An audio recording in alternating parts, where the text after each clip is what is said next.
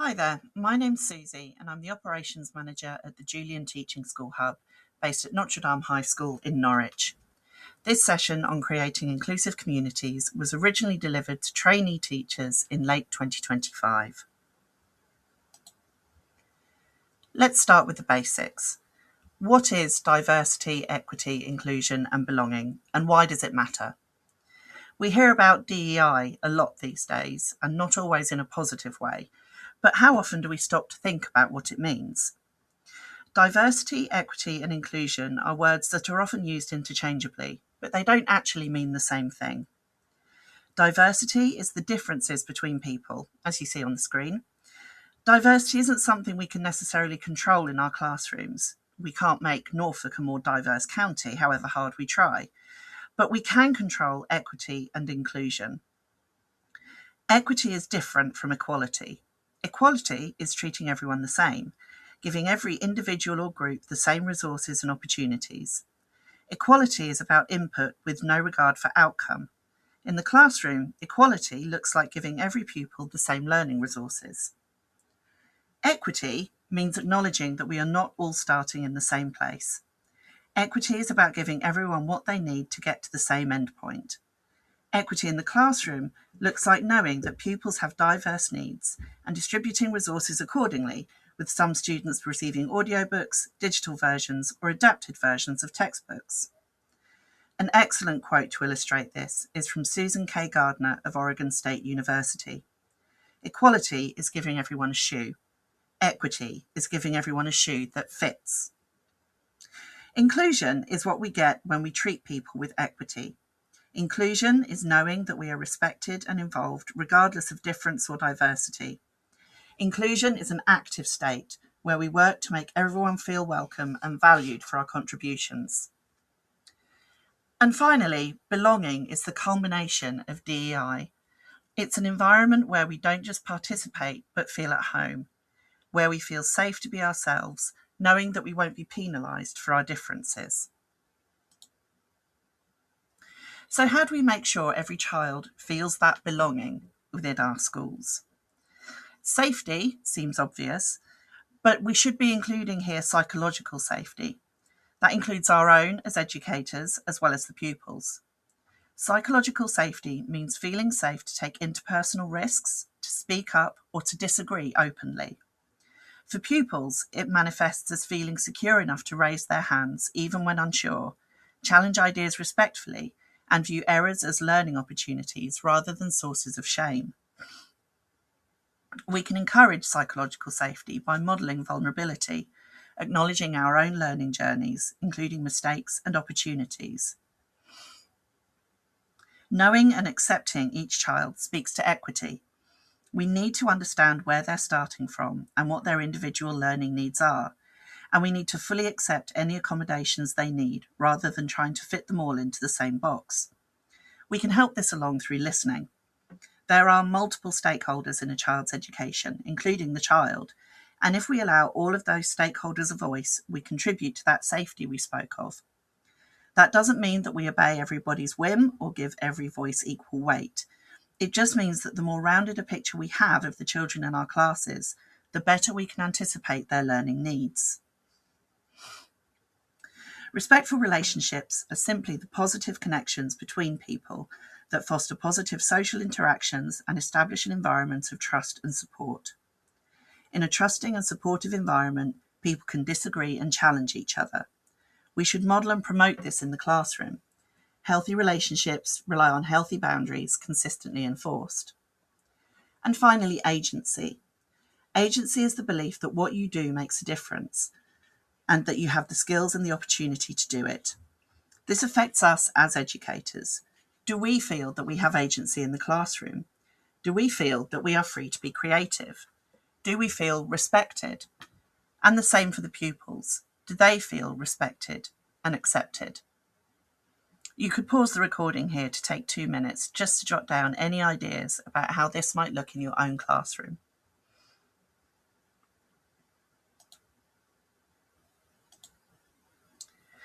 So with all that said, there are certain constraints and considerations that we must take into account. We are bound by multiple statutory documents and duties, as well as our own school or trust policies and guidelines. We must adhere to these when thinking about creating our inclusive community. As a baseline, the curriculum you teach will likely be set by the school within the confines of the national curriculum, and this includes topics such as PSHE. The amount of control you have over what you teach will vary. Some multi-academy trusts have fully centralised lesson resources that you must use, while others will encourage you to create your own. If you work in a faith school, you are further bound by policies of your diocese, particularly around the teaching of RSE. In Norfolk, we have a lot of Church of England schools, and the Diocese of Norwich will have policies to abide by. I'm based at Notre Dame High School, which is a Catholic school. At NDHS, we are answerable to the diocese, the Catholic Education Service, the bishop, and ultimately the Pope. This can have a huge impact on lesson planning, classroom practice, communication, and extracurricular offers. But we also need to consider wider societal issues and how children may interact with them. For example, current discourse around LGBTQ+ identities, immigration, or women's reproductive rights. We will all have personal and deeply held opinions on issues such as these, but that doesn't mean we should share them indiscriminately. We don't know what parent and carer attitudes are, or what children see and hear outside of our classroom, and we need to be sensitive to this and led by the school. We can't always share our opinions freely, and nor should we expect to be able to. That's not our job. You might want to find out if your school has a DEI lead and consult them on any additions to your classroom practice that you're planning. Defer to others' expertise.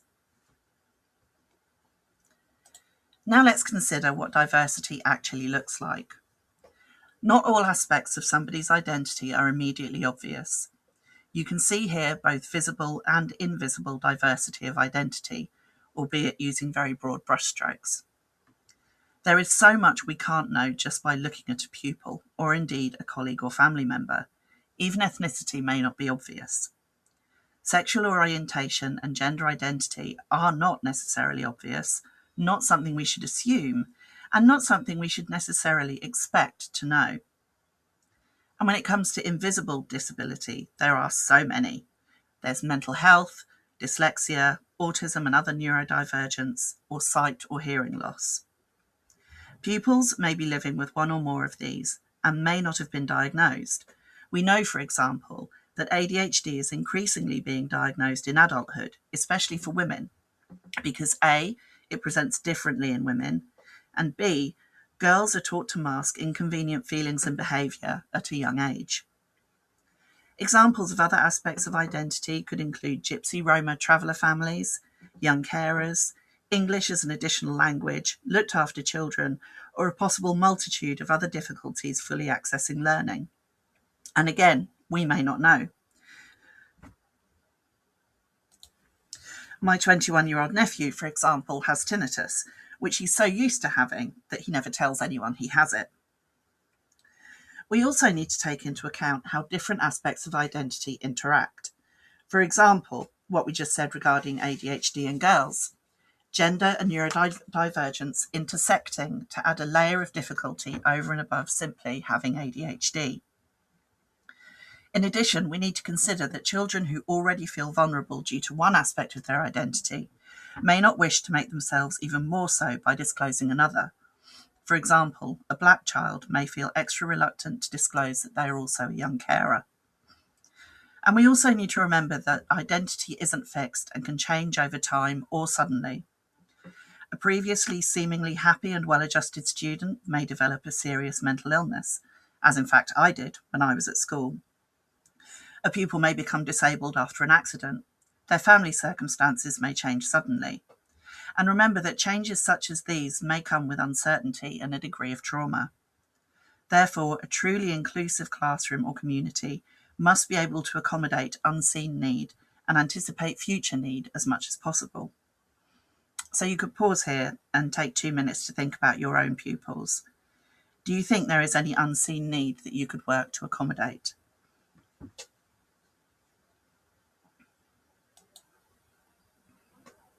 So let's think about accessibility. This isn't an exhaustive list, But there are some easy habits to get into that will make your classroom as equitable as possible. As you can see from this list, these are not visible characteristics, and not all may be diagnosed or communicated to the school. So, for example, children with sensory issues may become overwhelmed by things that don't affect most other children. Creating a calm, uncluttered learning environment will help them. Hearing impairments can take some time to be noticed, let alone treated, if they can be treated. It's good practice to ensure that all children face the teacher when instructions are given, and that audio and video content is clear and free of distortion. For some children that struggle with high-ceilinged, echoey classrooms, seating them directly in front of a wall or similar surface can help. Enabling subtitles on videos also it helps children with multiple learning difficulties. And we'll talk more about language in a minute, but we should always be careful not to use stigmatizing language. This is easy when we think about, for example, not saying racist things, but language that stigmatizes, for example, mental ill health is actually increasingly common. How often do we say, oh, that's crazy, or bonkers, or oh, a bit OCD? And I do it myself, despite having a mental health disability. As adults, we know that things like that are just figures of speech. But for a child struggling with thoughts or feelings they don't understand, the harm could be significant. And finally, visual accessibility is also important. Font size, background colour, and so on, as well as verbal explanations, can help pupils who struggle to access simply words on a board or page. In general, clear instructions delivered in a calm classroom in multiple formats will help the accessibility of your classroom, even if you don't know every pupil's needs. So this is a really great quote by Benny Cara, and I owe a lot of this part of the session to her book, Diversity in Schools. In particular, I love the idea of an actively constructed entity. It emphasises that we need to be intentional in how we approach inclusivity. We need to think about how we avoid tribalism and instead acknowledge the multiple identities in the room and encourage their integration. A good example of this is our seating plan. Research shows that if students are allowed to choose their own seating, they will gravitate to sitting with those they perceive to be most like them, most notably in racial groups, where they may perceive safety in numbers. Creating a seating plan that mixes up races and ethnicities discourages this unconscious tribalism. Another aspect of a good seating plan to consider is gender. It's quite common to alternate boy, girl, but this creates issues if a child identifies, openly or otherwise, as a different gender, or indeed as no gender. Degendering the classroom as much as possible will benefit these students without even needing to be explicit about it. It also helps us if we interrogate our own bias, unconscious or otherwise. Research shows that in cross-sex, two-party conversations, so a man and woman talking to each other, men accounted for 96% of interruptions and 100% of overlaps, starting to talk before the other has finished. It's worth thinking about how confident you are encouraging female voices in your classroom, because research also shows that teachers are more likely to allow interruptions from boys, are more likely to allow boys to interrupt girls, and that girls are, therefore, less likely to speak up. Some strategies around good talk that serve to level the classroom in terms of this unconscious bias could be: consider how you allocate talk partners, not randomly. Teach students about the dynamics of talk, including gendered approaches. Allocate an observer in talk-based activities who monitors interruptions or dominance. Or use the chip strategy. Give pupils an equal number of tokens that they spend on contributions to the discussion. When they're gone, they're gone. And actively bring attention to the negative effects of interruption. All of this is not to imply that boys have an advantage in the classroom. We all know the concerns around boys' achievement compared to girls. So it's worth remembering that gendered language harms everyone. Think of boys will be boys, or man up. A policy of removing this kind of language from your classroom completely is a good starting point. So maybe take another minute now to think about accessibility in your classroom, whether it be related to the previous slide or this one. Can you take steps to increase accessibility or to degender the environment?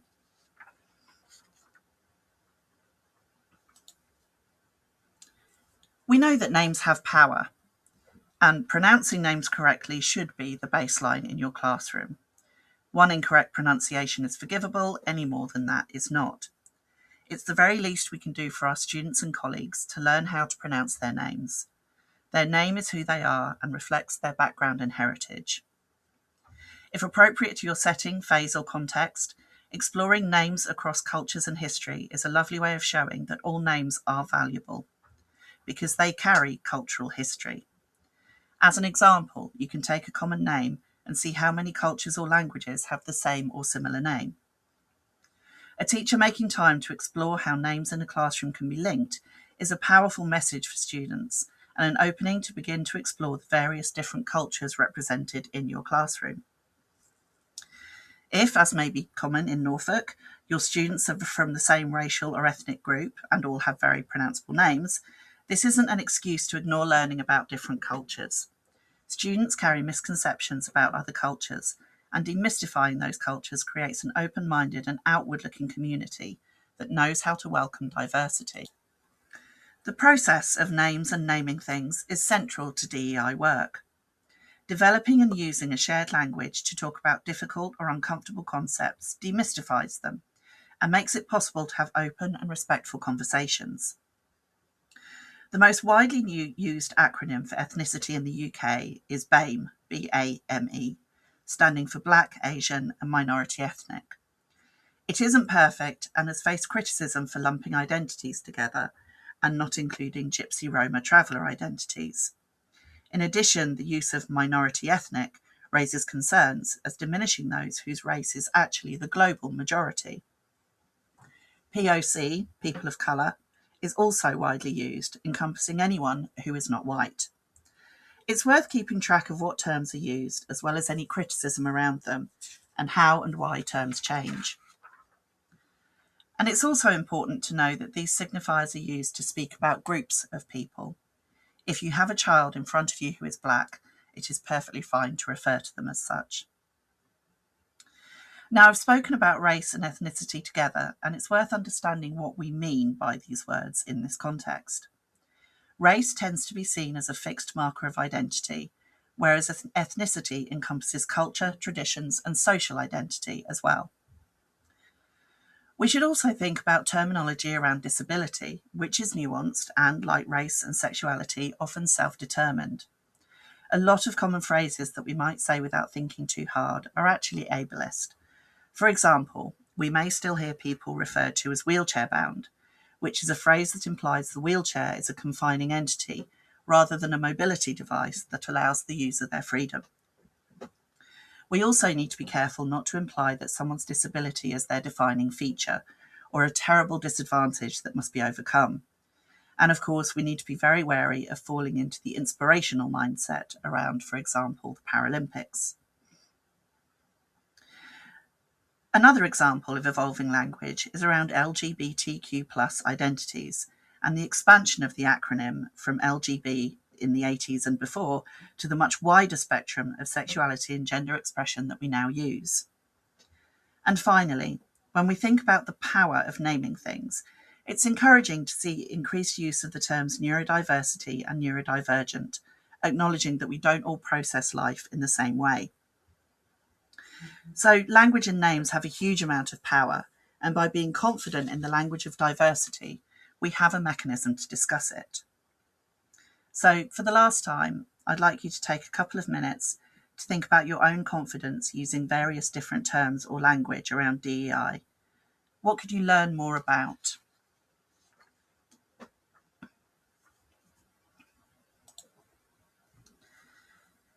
So we've talked about diversity among our pupils, but what about ourselves and our identity as educators? There is a fairly well-known campaign by Mental Health First Aid England called My Whole Self, where they want organisations to empower employees to bring their whole self to work. This is a laudable campaign. However, as educators, we must acknowledge that our workplaces are different from most. Depending on education stage and context, we may need to hold parts of ourselves back away from the classroom in order to maintain our own safety.